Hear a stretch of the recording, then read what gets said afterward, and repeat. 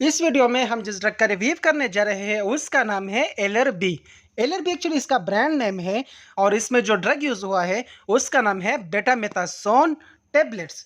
बेटामेथासोन actually steroids है। अगर हम इसकी मकदार देख लें तो ये 0.5 मिलीग्राम की मकदार में आती है। अब स्टेरॉइड को तो हमारे साथ बॉडी में तो नेचुरली भी स्टेरॉइड मौजूद है, लेकिन हम बाहर से या मेडिसिन के फॉर्म में स्टेरॉइड क्यों लेते हैं तो उसकी मुख्तलिफ वजूहात हैं।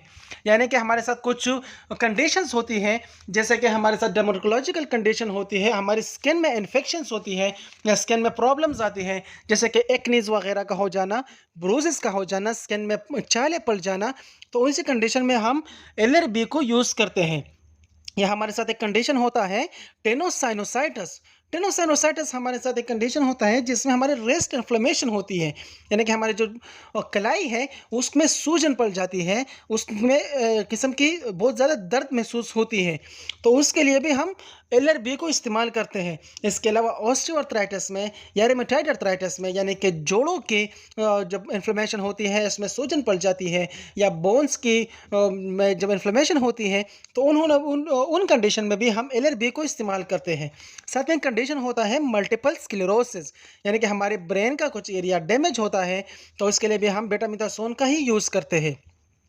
अब ज़ाहिर सी बात है स्टेरॉइड है तो इसका एडवर्स इफेक्ट भी आएंगे। तो सबसे ज़्यादा जो अभी तक फैशन में या जो बंदे स्टेरॉइड्स को यूज़ कर रहे हैं, तो अभी तक सबसे ज़्यादा जिसको कंप्लेंट किया तो इसमें हमारे साथ फर्स्ट नंबर पर ब्लड विजन है, यानी कि उनका नज़र का धुंधला पड़ सकता है। साथ में उनको जो निज़ाम है वो बिल्कुल भी डिस्टर्ब हो जाता है, यानी कि वो खाने पीने का जो सिस्टम है या उनको हाजमा का जो निज़ाम है वो बहुत ही ख़राब हो जाता है। साथ में बॉडी में एडिमा हो जाती है। एडिमा हमारे साथ वो होता है जब हम पानी की मकदार जब बॉडी में ज़्यादा हो जाती है तो उनको एडिमा कहते हैं। अब जाहिर सी बात है स्टेरॉइड है तो जो कोई स्टेरॉइड लेगा तो उसकी जिस्म में नमक का मकदार ज़्यादा होगा, और नमक का मकदार के साथ साथ हमारे साथ पानी का मकदार ज़्यादा होता है, तो उसी की वजह से उसके बॉडी में एडिमा पड़ जाता है और वेट गेन भी होता है। अब कुछ वार्निंग साइन है हमारे साथ।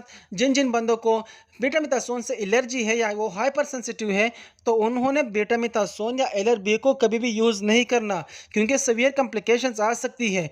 अब बहुत ही इंपॉर्टेंट बात, प्रेगनेंसी में आपने इस ड्रग को अपनी तरफ से यूज़ नहीं करना। अपने गायनेकोलॉजिस्ट से मशवरा कर लें और उसके मशवरे के मुताबिक इस्तेमाल करनी है, क्योंकि ये आपको आपको या आपकी फीटस को यानी आपके होने वाले बच्चों को बहुत नुकसान पहुंचा सकता है। इसके अलावा इस ड्रग का के हवाले से कोई भी क्वेश्चन हो तो आप कमेंट सेक्शन में पूछ सकते हैं। साथ ही चैनल को लाइक करें, कमेंट करें, शेयर करें और सब्सक्राइब करें। शुक्रिया।